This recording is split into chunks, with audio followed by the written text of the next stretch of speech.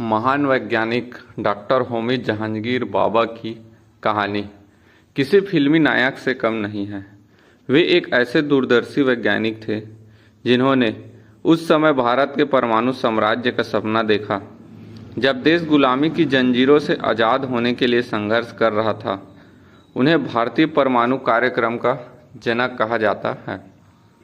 आइए जानते हैं एक अमीर परिवार में जन्मे उस लड़के की कहानी जिसने भारत को दुनिया के वैज्ञानिक मानचित्र पर चमका दिया। शुरुआती जीवन और बहुमुखी प्रतिभा। होमी जहांगीर भाभा का जन्म 30 अक्टूबर 1909 को बॉम्बे के एक बेहद अमीर और संभ्रांत पारसी परिवार में हुआ था। उनके पिता जहांगीर होरमुसजी भाभा एक प्रसिद्ध वकील थे। बचपन से ही होमी को किताबों से गहरा लगाव था। उनके पास इतनी तेज बुद्धि थी कि स्कूल के दिनों में ही वे बड़ी कक्षाओं की गणित और विज्ञान की किताबें पढ़ लेते थे। भाभा सिर्फ विज्ञान तक सीमित नहीं थे, उन्हें पेंटिंग, शास्त्रीय संगीत और वास्तुकला का भी गहरा शौक था। उनकी बनाई पेंटिंग्स आज भी कला प्रेमियों को आकर्षित करती है। कैम्ब्रिज का सफ़र। जब दिल बदला, बेटे की कुशाग्र बुद्धि को देखकर उनके पिता चाहते थे कि होमी एक मैकेनिकल इंजीनियर बने और टाटा स्टील में एक बड़े पद पर काम करें। पिता की इच्छा का सम्मान करते हुए भाभा 1927 में इंग्लैंड के प्रसिद्ध कैम्ब्रिज विश्वविद्यालय गए। वहां पढ़ाई के दौरान भाभा का झुकाव सैद्धांतिक भौतिकी की तरफ होने लगा। उन्होंने अपने पिता को एक भावुक पत्र लिखा जिसमें उन्होंने कहा, मैं आपसे अनुरोध करता हूं कि मुझे भौतिकी पढ़ने की अनुमति दें। मेरा दिल केवल विज्ञान के लिए धड़कता है। इंजीनियरिंग करना मेरे लिए समय की बर्बादी होगी। उनके पिता ने एक शर्त रखी, अगर वे मैकेनिकल इंजीनियरिंग में प्रथम श्रेणी से पास होते हैं तो उन्हें भौतिकी पढ़ने की अनुमति मिलेगी। भाभा ने न केवल प्रथम श्रेणी हासिल की बल्कि कैम्ब्रिज के कैवेंडिश लेबोरेटरी में महान वैज्ञानिक अर्नेस्ट रदरफोर्ड के साथ काम करना शुरू कर दिया। वहां उन्होंने कॉस्मिक किरणों और इलेक्ट्रॉन पॉजिट्रॉन बिखरने, जिन्हें आज भाभा स्कैटरिंग कहा जाता है, पर अद्भुत शोध किया। भारत वापसी और एक बड़े सपने की शुरुआत।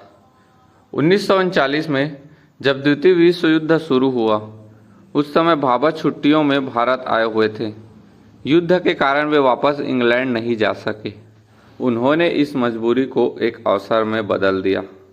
उन्होंने बेंगलुरु के इंडियन इंस्टीट्यूट ऑफ साइंस में सर सीवी रमन के साथ काम करना शुरू किया, जहां वे प्रोफेसर बने। भाभा जानते थे कि भारत को आत्मनिर्भर बनने के लिए आधुनिक विज्ञान की सख्त जरूरत है।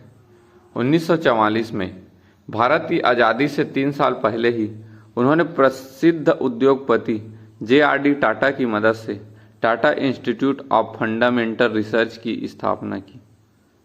नेहरू के साथ दोस्ती और परमाणु युग की नींव। 1947 में भारत आज़ाद हुआ। देश के पहले प्रधानमंत्री पंडित जवाहरलाल नेहरू विज्ञान और आधुनिकता के प्रबल समर्थक थे। नेहरू और भाभा के बीच गहरी दोस्ती हो गई।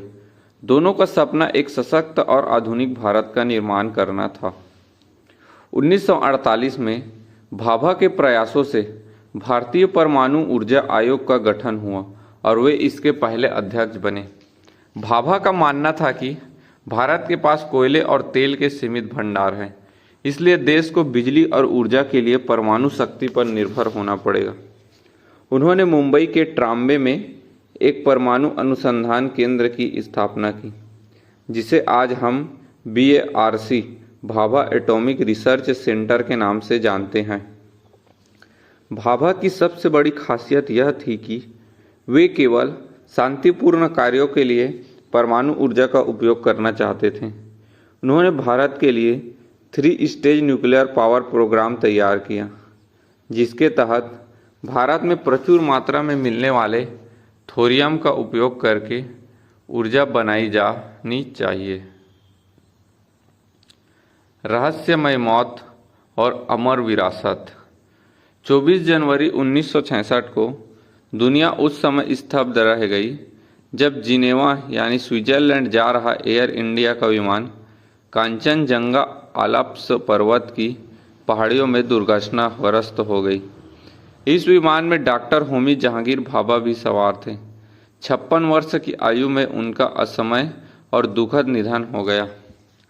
उनकी मौत आज भी एक रहस्यमय बनी हुई है।